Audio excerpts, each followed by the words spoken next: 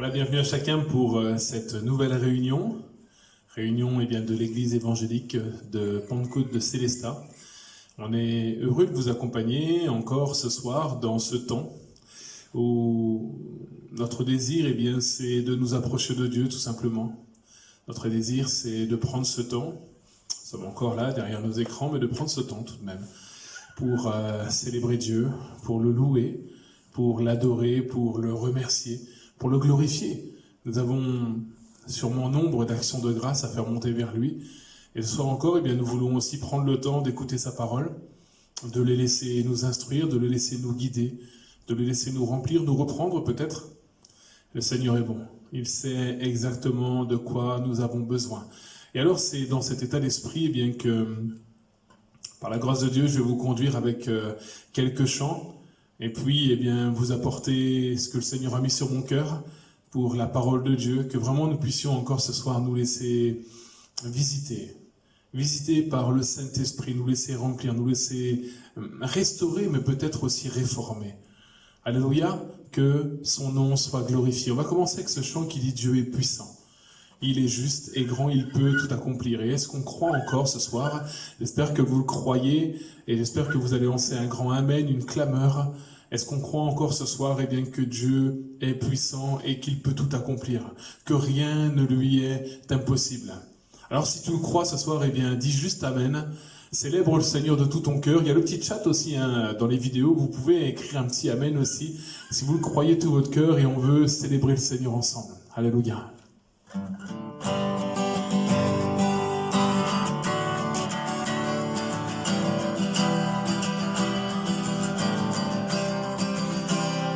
Dieu est puissant, il est juste et grand, il peut tout accomplir. Plus que nos pensées, plus que nos désirs, il a fait de grandes choses.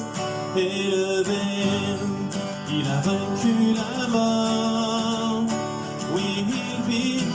Mon Dieu est puissant, en son nom, j'ai la victoire. Le Seigneur, mon Dieu est puissant.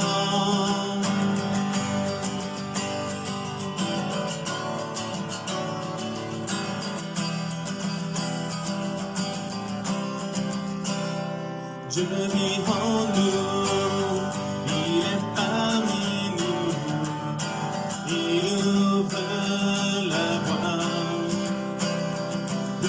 Nos attentes, plus loin que nos espoirs, il a fait de grandes choses.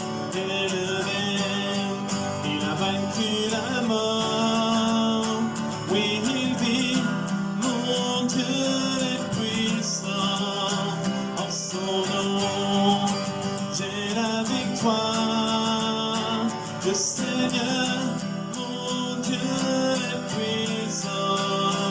Élevé, il a vaincu la mort, oui il vit, mon Dieu est puissant, en son nom, j'ai la victoire, le Seigneur, mon Dieu est puissant.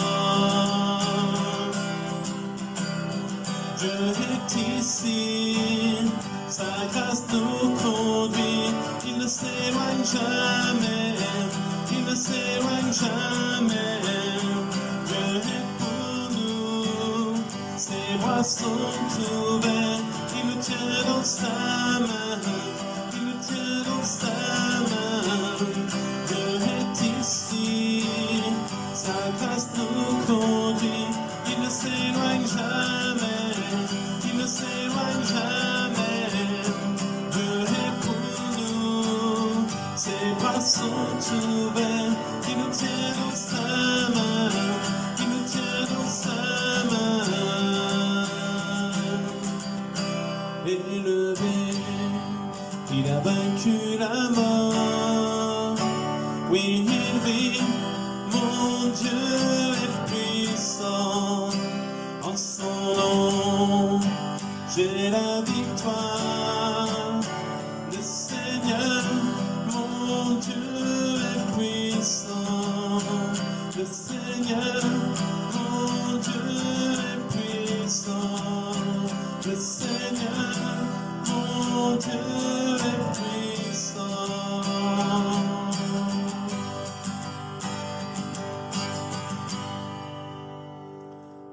Alléluia.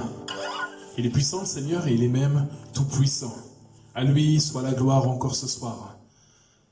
Apprendre ce chant, eh bien, qui dit majestueux, souverain, assis dans le ciel, ton trône éternel, tu règnes à jamais. Vêtu de splendeur, entouré d'honneur et de majesté, ce soir nous voulons eh bien, considérer encore la grandeur, la majesté et la gloire de notre Dieu et lui dire, mais Seigneur, combien tu es grand. Seigneur, je veux reconnaître encore ce soir, je prends ce temps, je m'arrête et je veux reconnaître ta grandeur, je veux reconnaître ta majesté, je veux reconnaître eh bien, combien tu es grand. Que ton nom soit glorifié encore. Alléluia.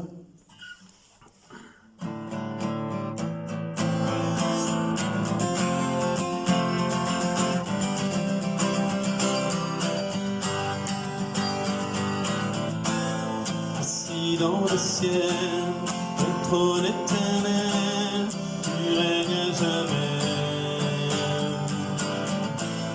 Vêtu de splendeur, entouré d'honneur et de majesté, les anges chantent à toi la gloire.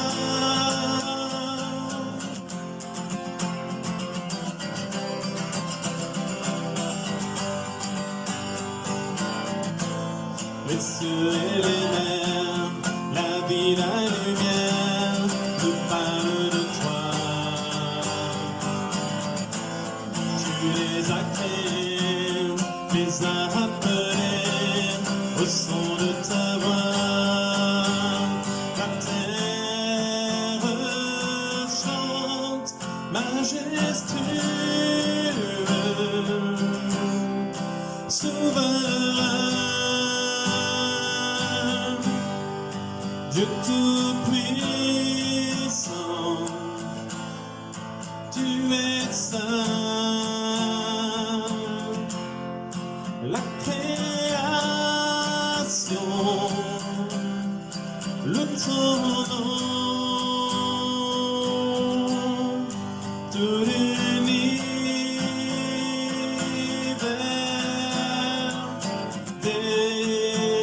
déclare à toi la gloire.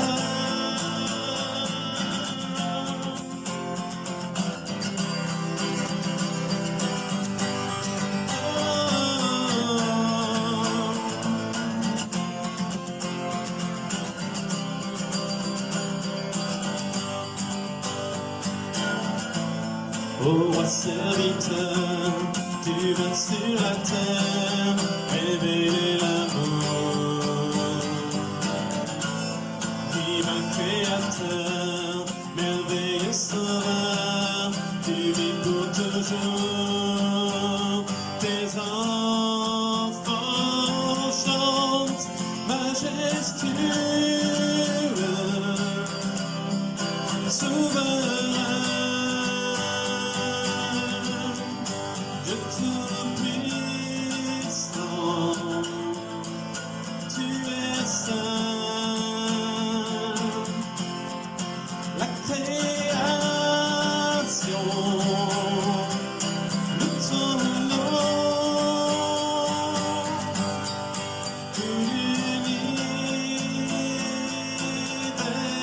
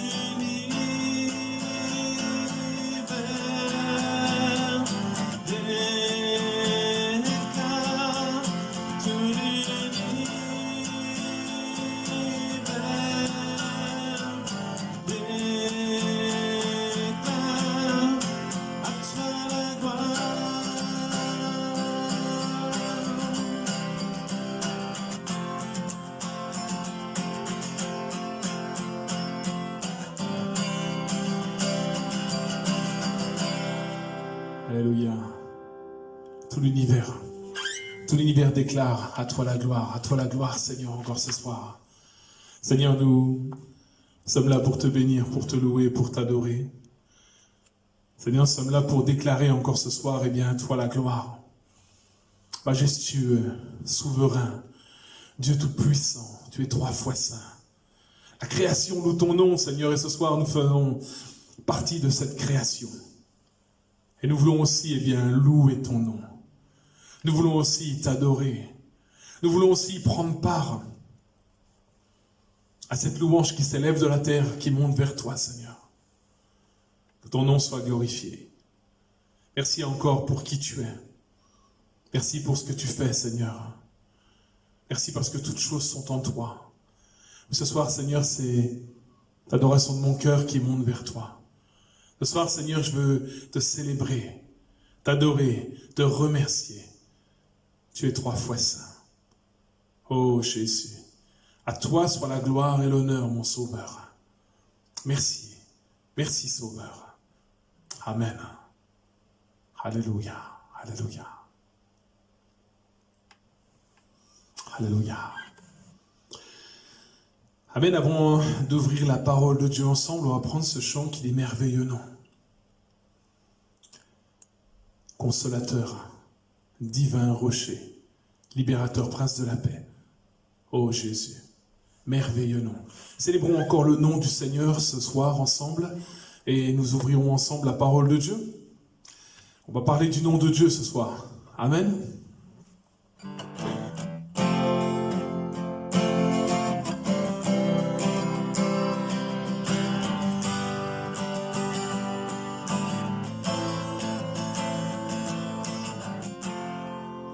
Couronné,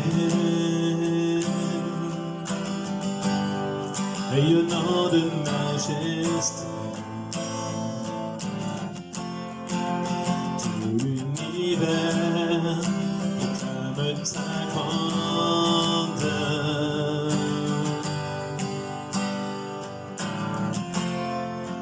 Glorifié par les anges prosternés,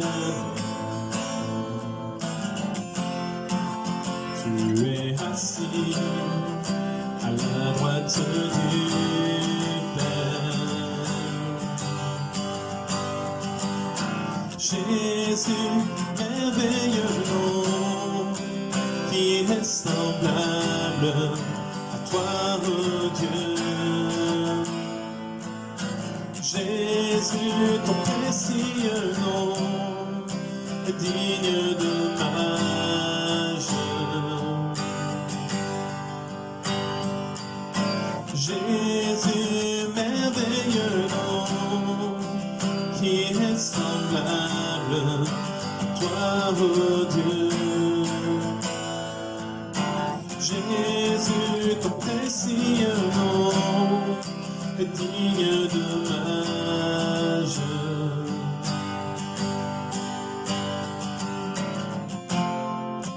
Captivé par l'éclat de ta beauté, nos vies s'élèvent pour te rendre gloire.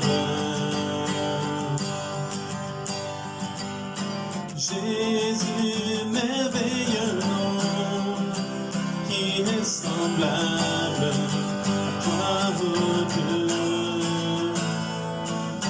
Jésus, ton précieux nom est digne d'hommage. Jésus, merveilleux nom, qui est semblable à toi, oh Dieu. Jésus, ton précieux nom est digne d'hommage.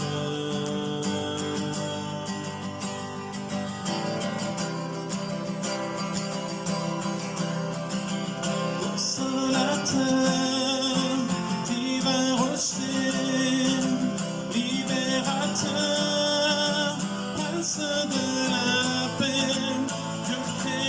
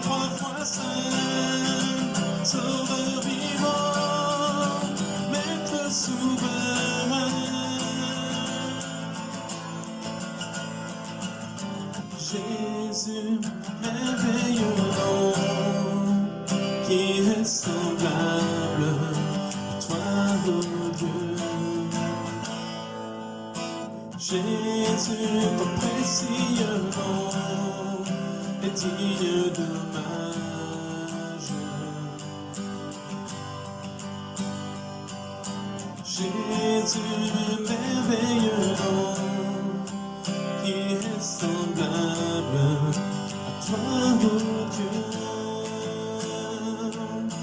Jésus, au précieux nom, est digne d'hommage.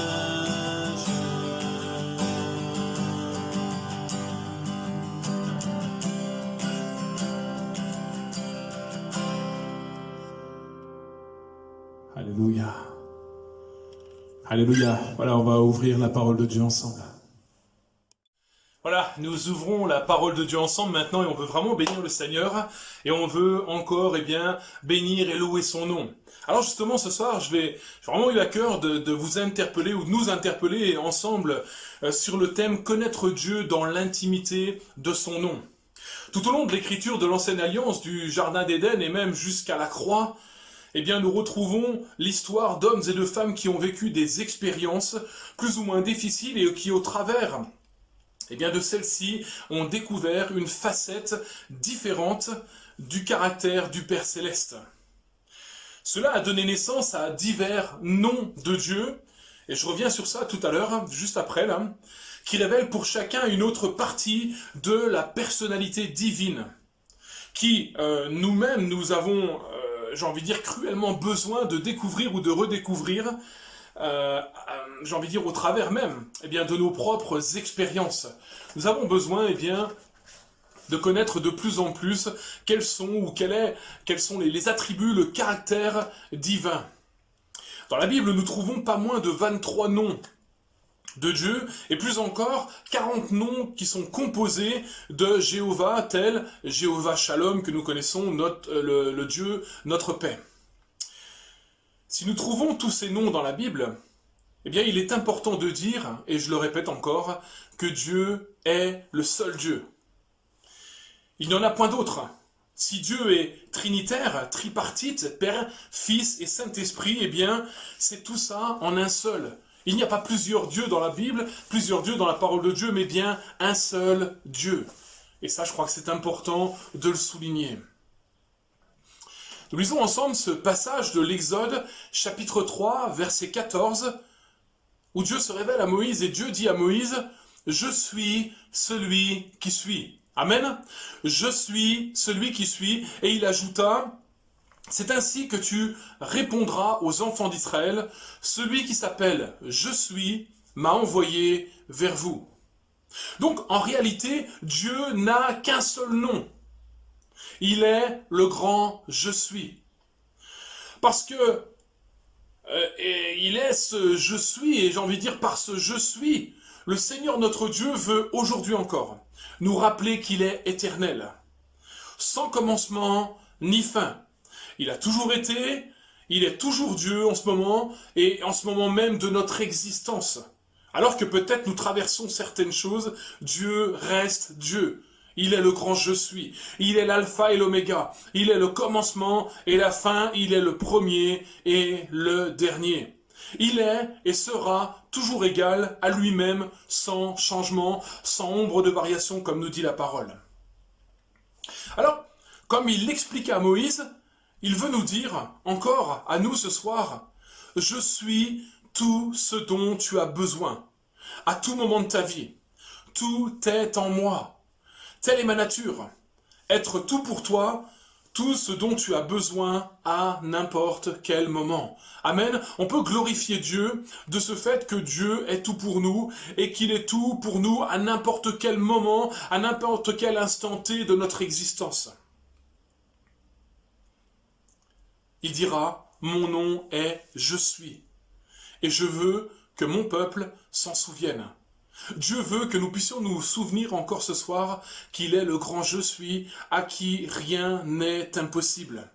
Alors nous allons voir au travers de la révélation de ces traits de caractère, que Dieu veut encore nous révéler qui il est. Nous allons voir qu'au travers de la révélation de ces traits de caractère, Dieu désire nous dépeindre qui il est, non seulement qui il est, mais qui il est pour nous, pour toi, pour moi. Nous avons tous des besoins, des attentes différentes, traversons tous des moments différents de nos vies. Mais il est une certitude, c'est que Dieu a une réponse, Dieu a quelque chose pour nous, et ce soir encore, il veut se manifester de cette manière-là. Alors, pourquoi donc est-il important de connaître le nom de Dieu, ou ses noms, qui nous révèlent ses traits de caractère? Alors, on va regarder simplement à quelques versets de la Bible qui nous donnent plusieurs raisons. Nous lisons au psaume 124, verset 8, « Notre secours est dans le nom de l'Éternel qui a fait les cieux et la terre. » Première raison de se confier et de croire et de se confier dans le nom de l'Éternel, c'est que notre secours est dans le nom de l'Éternel. Le psalmiste dira aussi au psaume 91, verset 14, « Puisqu'il m'aime », et c'est Dieu qui parle. Le psalmiste l'écrit, Dieu qui parle, et il parle du psalmiste, et il parle de tous ceux qui l'aiment ce soir, « Puisqu'il m'aime, je le délivrerai, je le protégerai parce qu'il connaît mon nom. » Amen. C'est-à-dire que nous avons un secours dans le nom de l'Éternel, mais nous avons aussi une protection. Au psaume 116, verset 3 à 6, il est dit aussi « Les liens de la mort m'avaient environné, et les angoisses du sépulcre m'avaient saisi. J'étais en proie à la détresse et à la douleur, mais j'invoquais le nom de l'Éternel. Ô Éternel, sauve mon âme. L'Éternel est miséricordieux et juste. Notre Dieu est plein de compassion. L'Éternel garde les simples. J'étais malheureux et il m'a sauvé. » Alléluia. Encore un passage. Nous lisons ce passage dans Ésaïe, au chapitre 50, et au verset 10, où il est dit « Quiconque parmi vous craint l'Éternel, qu'il écoute la voix de son serviteur. Quiconque marche dans l'obscurité et manque de lumière, qu'il se confie dans le nom de l'Éternel et qu'il s'appuie sur son Dieu. » Amen. Bien d'autres passages encore, mais seulement ces passages déjà nous démontrent que nous avons un secours, que nous avons un appui, que nous avons une protection dans le nom de l'Éternel. Maintenant, il faut aussi reconnaître que nous pouvons connaître le nom de quelqu'un sans toutefois savoir grand-chose de cette personne. Amen.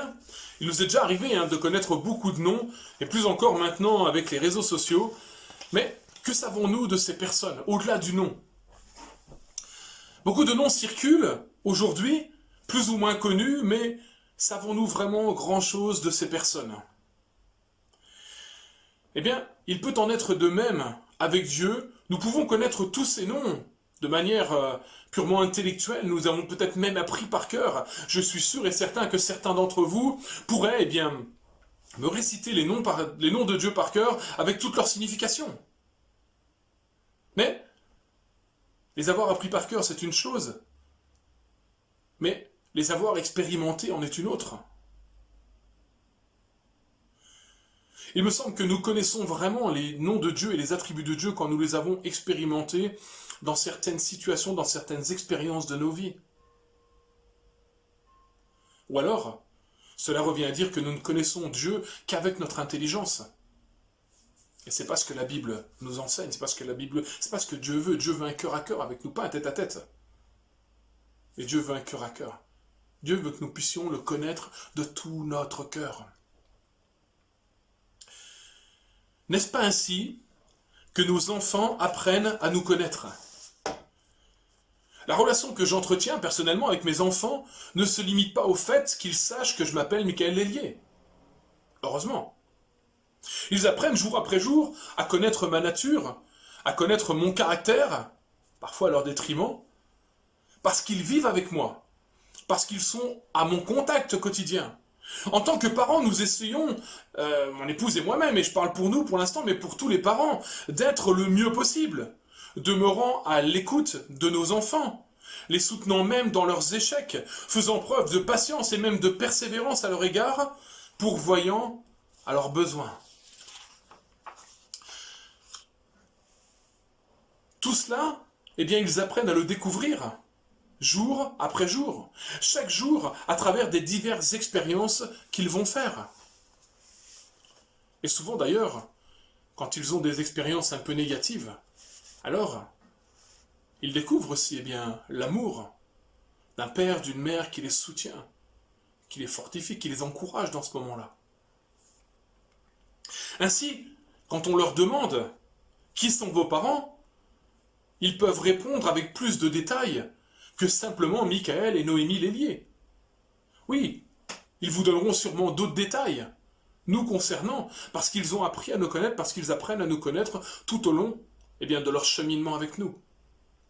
Ramené au plan de la vie chrétienne, il est malheureusement bien triste de constater que certains enfants de Dieu ne peuvent pas dire grand-chose sur celui qu'ils appellent Père. Je l'ai dit en introduction, depuis le Jardin d'Éden, avec Adam et Ève, jusqu'à la croix où Jésus fut crucifié, Dieu a donné à son peuple une révélation toujours plus grande de son caractère, de qui il est vraiment et de ses buts concernant sa création.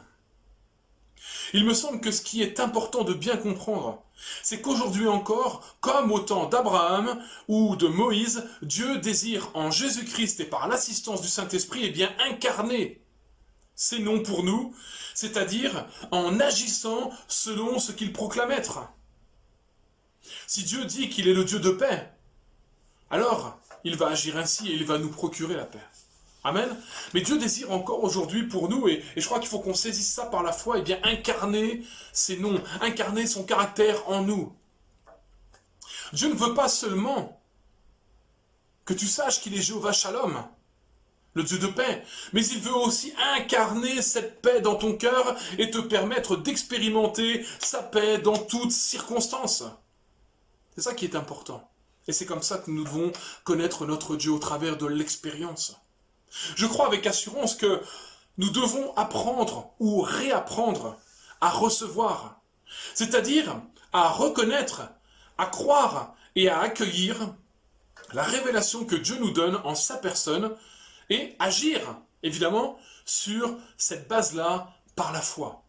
Oui, nous devons apprendre à recevoir, c'est-à-dire à reconnaître, à croire et à accueillir la révélation de Dieu que Dieu nous donne en sa personne et agir sur cette base-là, agir par la foi.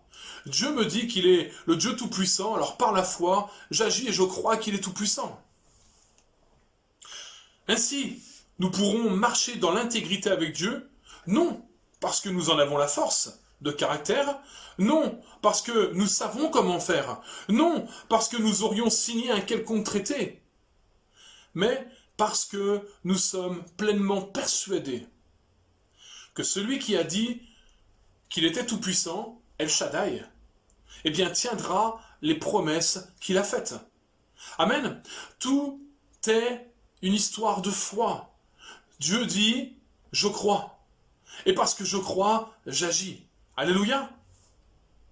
Ainsi, par la foi, notre âme est en repos. Je dirais, ce soir, chers frères et sœurs, chers amis, est-ce que ton âme est en repos? Est-ce que par la foi, tu crois toutes les promesses de Dieu? Est-ce que par la foi, tu as expérimenté le caractère de Dieu? Et est-ce que tout cela met ton âme en repos en croyant que Dieu est le Dieu de paix, que Dieu est ta bannière, que Dieu est tout puissant et qu'il veut te bénir et qu'il veut te guérir? Si nous croyons que Dieu est ce qu'il dit être, alors nous n'avons plus à nous soucier de rien dans ce monde. Amen. C'est peut-être difficile de dire à ça, mais si je crois que Dieu dit et que je crois que Dieu est ce qu'il dit être, alors je n'ai plus de soucis à me faire, puisqu'il pourvoit en toutes choses. On va prendre l'exemple d'Abraham ce soir. D'Abraham lorsque il va traverser ce qu'on appelle son épreuve, l'épreuve d'Abraham.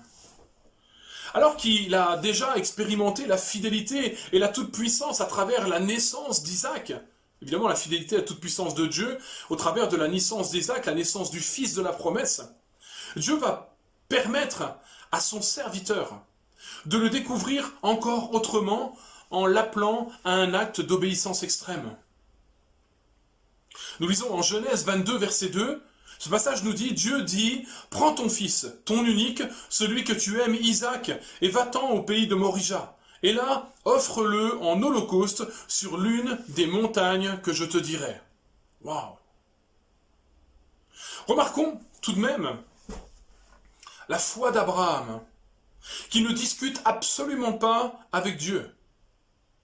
Il se mit immédiatement à couper du bois et à préparer le voyage. Le mont Morija se trouvait environ à 3 jours de marche. Abraham ne va pas discuter, Abraham ne va pas dire à Dieu, mais tu es en train de te tromper, c'est le fils de la promesse, tu ne peux pas le tuer, lui. Non. Il va obéir, il va préparer le bois, il va préparer le voyage et ils vont se mettre en route. Il me semble que cela nous parle du fait qu'il a eu tout le temps, 3 jours de marche. Il a eu tout le temps de penser à ce qu'il allait faire. Et en même temps, il était bien conscient de ce qui était en train de se jouer. D'ailleurs, Jésus dira à son sujet, en Jean 8, 56, « Abraham, votre père, a tressailli de joie de ce qu'il verrait mon jour. Il l'a vu et il s'est réjoui. » Oui, au moment où il va sacrifier Isaac sur le mont Morija, en tout cas dans toute cette histoire, nous avons vraiment une préfiguration du sacrifice de Christ à la croix. Ce passage nous parle de résurrection, ce passage nous parle de 3 jours de marche et on peut ramener ça aux 3 jours entre la mort et la résurrection de Jésus. On imagine Abraham qui marche et qui, tout naturellement, voit déjà son fils mort, puisqu'il va le sacrifier. C'est ce que l'Éternel lui a demandé, et il va le faire, par obéissance de la foi, parce qu'il croit aussi que Dieu pourvoit, que Dieu peut ressusciter les morts. Il sait aussi qu'Isaac, c'est le fils de la promesse. Dieu lui a fait une grande promesse au travers d'Isaac, qu'il serait le père d'une grande nation. Dieu s'était-il trompé? Non, Dieu ne se trompe pas. Par contre, nous devons lui faire confiance quand il nous emmène sur le lieu de l'exaucement de la promesse, sur le lieu de la découverte de son caractère. Oui, il allait voir les prémices de la résurrection, en croyant que Dieu pouvait ramener la vie. On peut imaginer, sans tordre le sens de l'écriture, qu'Abraham s'est dit « Je connais mon Dieu », qui m'a dit qu'il était le créateur de toutes choses. Je crois en lui, et ainsi même, si je sacrifie mon fils, il a le pouvoir de le ramener à la vie. Je suis convaincu de toute sa puissance. D'ailleurs, nous trouvons confirmation de cela dans l'affirmation d'Abraham à ses serviteurs, quand il va leur dire, Abraham dit à ses serviteurs, Genèse 22, verset 5, « Restez ici avec l'âne, moi et le jeune homme, nous irons jusque-là pour adorer et nous reviendrons auprès de vous. » Il n'a pas dit « et je reviendrai », non, il a dit « et nous reviendrons ». Donc Abraham avait cette certitude dans son cœur que Dieu pouvait ramener la vie, que Dieu était tout-puissant, que rien n'était impossible à son Dieu. L'Épître aux Hébreux confirme aussi la foi d'Abraham. Lors de cet événement, nous lisons en Hébreux 11, le chapitre de la foi, versets 17 à 19, « C'est par la foi qu'Abraham offrit Isaac lorsqu'il fut mis à l'épreuve, et qu'il offrit son fils unique, lui qui avait reçu les promesses, et à qui il avait été dit, en Isaac sera nommé pour toi une postérité. Il pensait que Dieu est puissant, même pour ressusciter les morts. Aussi, le recouvra-t-il par une sorte de résurrection. Excusez-moi. Oui, même la Bible affirme ce témoignage. Abraham connaissait son Dieu.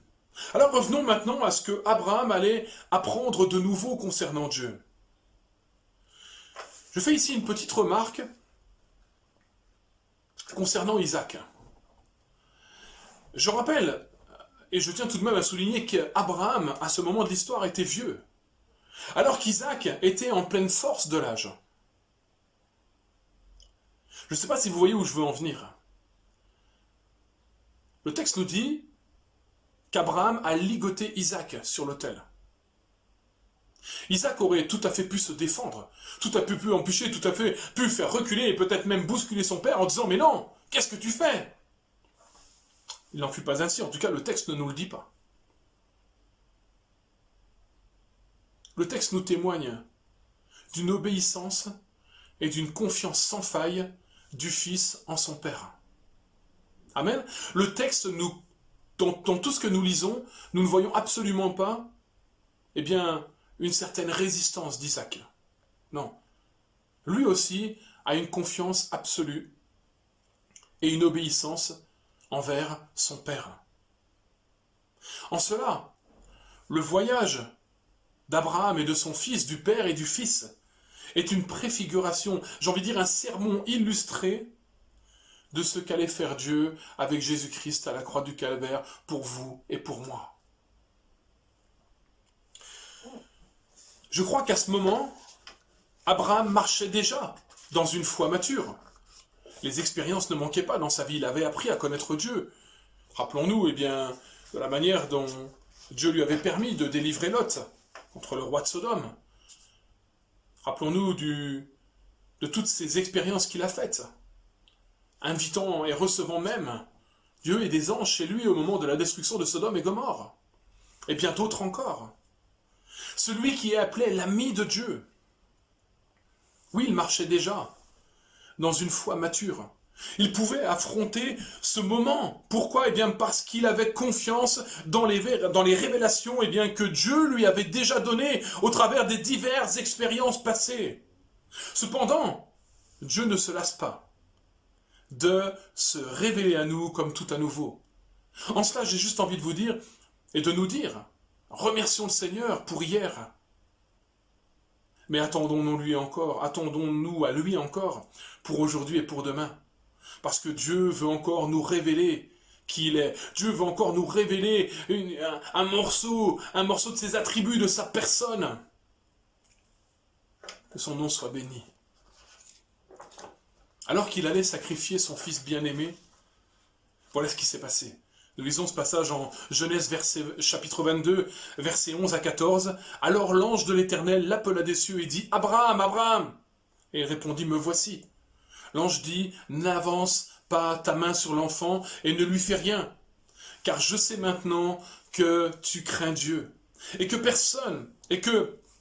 tu ne m'as pas refusé ton fils, ton unique. » Abraham leva les yeux et vit derrière lui un bélier retenu dans un buisson par des cornes. Et Abraham alla prendre le bélier et l'offrit en holocauste à la place de son fils. Et voilà la révélation de Dieu.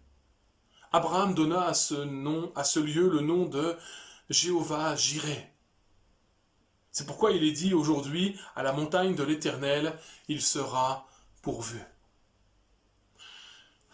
Au travers de toute cette expérience, au travers de ce qui peut paraître au départ négatif, Dieu va permettre à Abraham de faire une expérience juste extraordinaire et de découvrir aussi qu'il est le Dieu qui pourvoit, Jéhovah Jireh, le Dieu qui pourvoit. Quel miracle ici de la provision divine!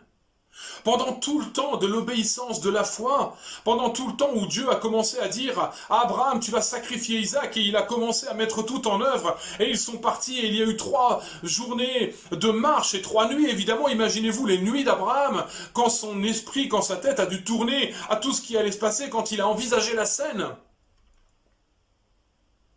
Pendant tout le temps de l'obéissance, de la foi d'Abraham, Dieu avait déjà pourvu au sacrifice. Amen. Et c'est là la leçon. Pendant tout le temps de l'obéissance de la foi, Dieu avait déjà pourvu au sacrifice. Un animal était prêt pour ce sacrifice. Ce soir, j'ai envie de te dire, pendant tout le temps de l'obéissance de la foi, crois que Dieu a déjà pourvu à une réponse, crois que Dieu a déjà pourvu à une porte, crois que Dieu a déjà pourvu à une issue, crois que Dieu a déjà pourvu à un mari, à une femme, crois que Dieu a déjà pourvu à une réponse à ta prière. Mais il veut t'emmener sur le terrain de l'obéissance de la foi. Gloire à Dieu. Ce soir. Amen. Gloire à Dieu qui a déjà la solution à nos besoins et qui désire nous les révéler. Ou plutôt, j'ai envie de dire par la foi, nous emmener sur le lieu de la révélation. Et ce lieu de la révélation, évidemment, ne sera pas le même pour chacun d'entre nous. Pour Abraham, le lieu de la révélation, c'était le mont Morija. Que Dieu soit béni. Amen. Il est intéressant de remarquer encore une remarque, que dans le même chapitre, au verset 23, nous trouvons ce verset, Genèse 22, verset 23, « Bethuel a engendré Rebecca ». Un verset qui peut paraître hors contexte par rapport à ce que je vous dis. Et pourtant, eh bien cela nous amène à comprendre que non seulement Dieu avait pourvu au sacrifice, mais qu'il avait aussi pourvu à la descendance d'Isaac en lui préparant une femme de laquelle, bien des siècles plus tard, naîtrait notre Sauveur. Amen.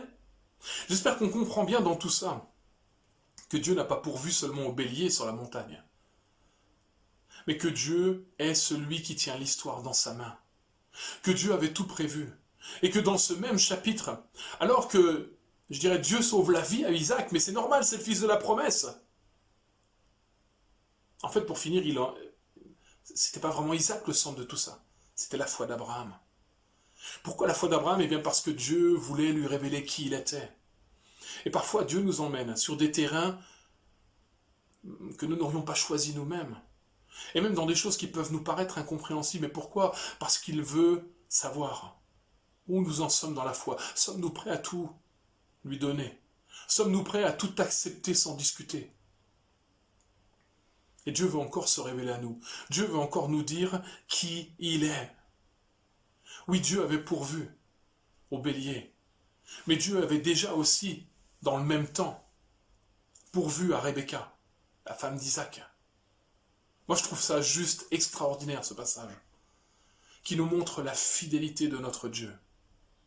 Alors, comme Abraham, puissions-nous dire, si Dieu me dit et me révèle qu'il est Jéhovah-Jireh, l'Éternel qui voit et qui pourvoit, alors par la foi, je crois que Dieu pourvoit en toutes circonstances. Amen. Croyons ce soir que Dieu veut pourvoir en toutes circonstances de nos vies. Il est celui qui a la provision pour nous. Il est celui qui a la provision divine pour ma vie, pour ta vie, pour nos vies, pour l'Église de Jésus-Christ aujourd'hui.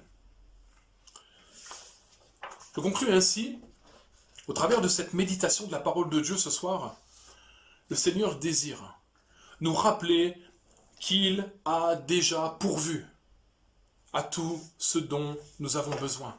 Et que ce soir, notre âme peut être en paix.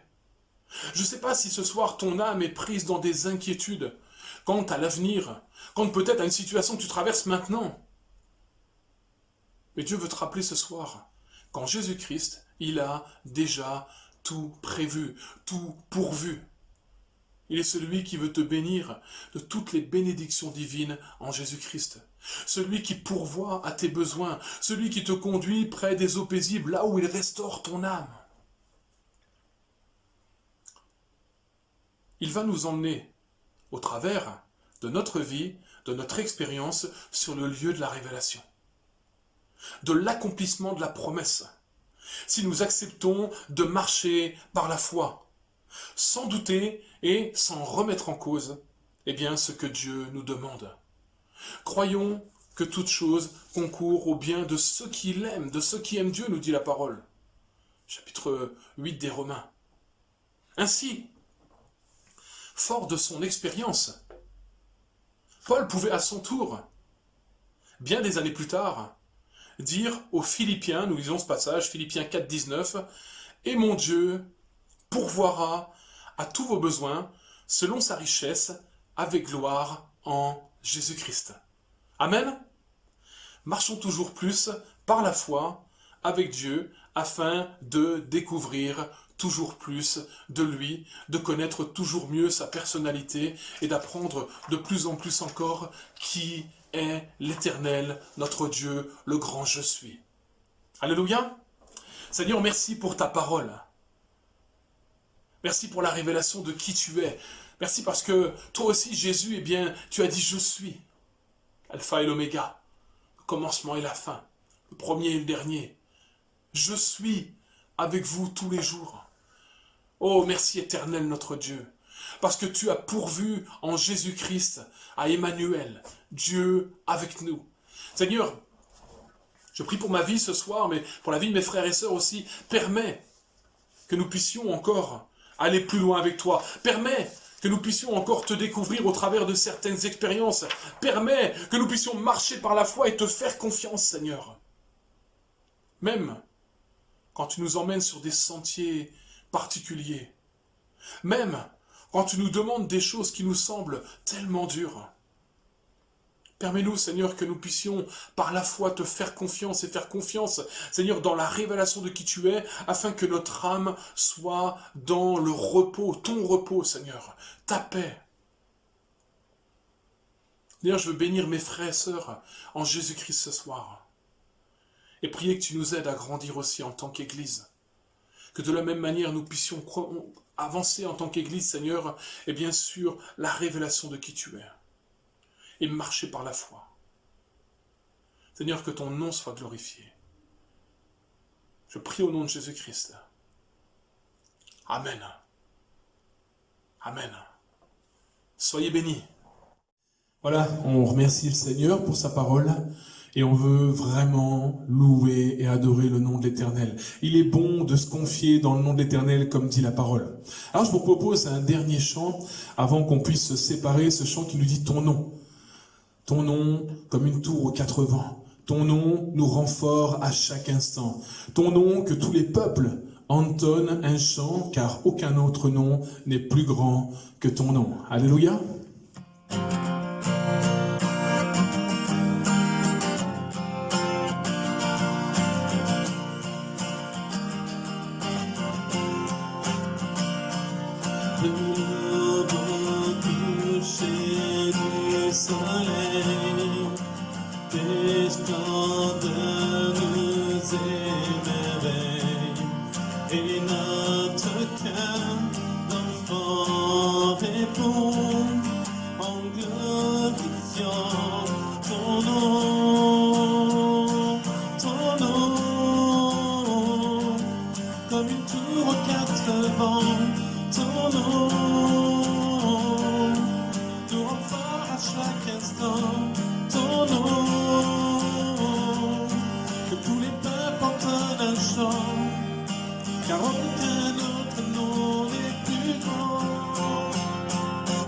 Ton nom.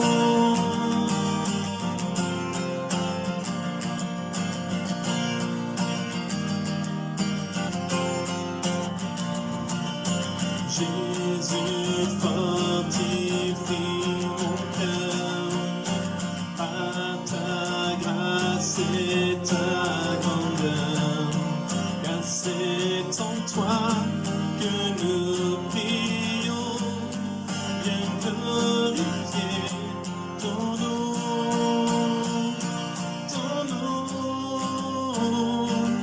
comme une tour aux 4 vents, ton nom, nous rend forts à chaque instant, ton nom, que tous les peuples entendent un chant, car aucun autre nom n'est plus grand que ton nom.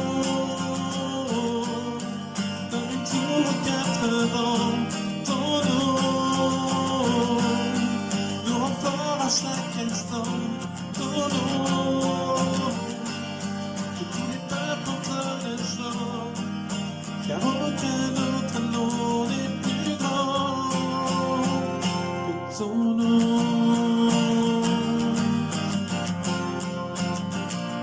Ton nom.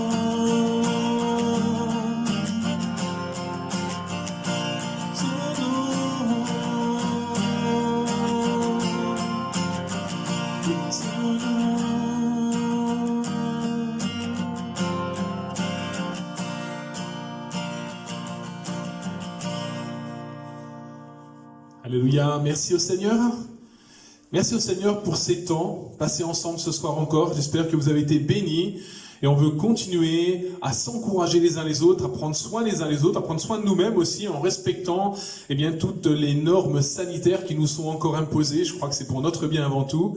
On veut se retrouver et on se retrouve, pour ceux qui le voudront, dimanche matin pour un culte en l'honneur de l'Éternel, et nous aurons la joie d'avoir avec nous évidemment en vidéo le pasteur Gérard Vergnol qui nous fera la joie de nous apporter le message de la parole de Dieu.